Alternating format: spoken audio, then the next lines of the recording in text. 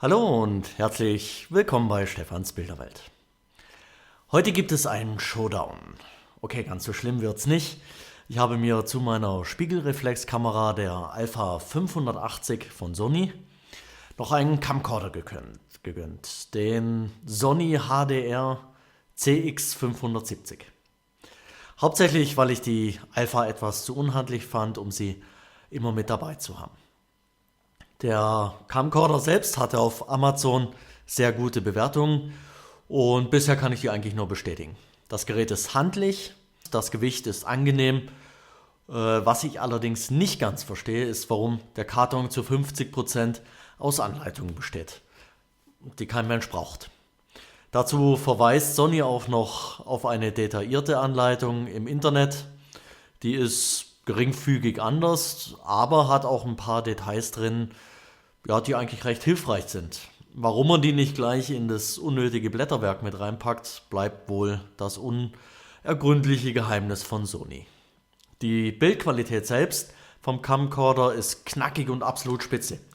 Es können leichte Veränderungen wie ein nachführender Fokus selbst vom Anwender vorgenommen werden. Für mich ausreichend. Es fehlt zwar ein Sucher, aber das Display ist recht hell und kann auch bei Sonneneinstrahlung gut abgelesen werden. Der absolute Hammer ist der eingebaute Stabilisator. Damit sind sogar Aufnahmen während dem Gehen recht stabil möglich. Der Ton ist gut, aber leider liest Apple den 5.1 Sound nicht aus. Ja, aber für einen richtig guten Sound wisst ihr sowieso, da braucht es ein externes Mikrofon.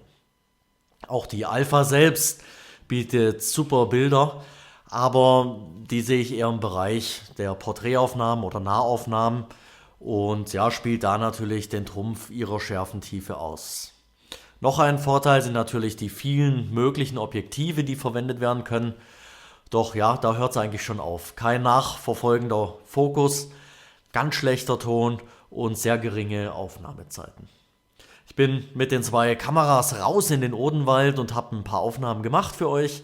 Als Fazit kann ich sagen, beide Kameras sind top, jedoch beide in ihrem Kernbereich. So, dann viel Spaß bei den Bildern. Und wie immer freue ich mich natürlich über einen Daumen hoch und ganz klar, wenn ihr fleißig abonniert, freut mich das auch. Und wenn es euch gefallen hat, dann teilt das Ganze doch mit euren Freunden. Und in dem Fall, bis dann, vielen Dank, schöne Pfingsten noch und tschüss.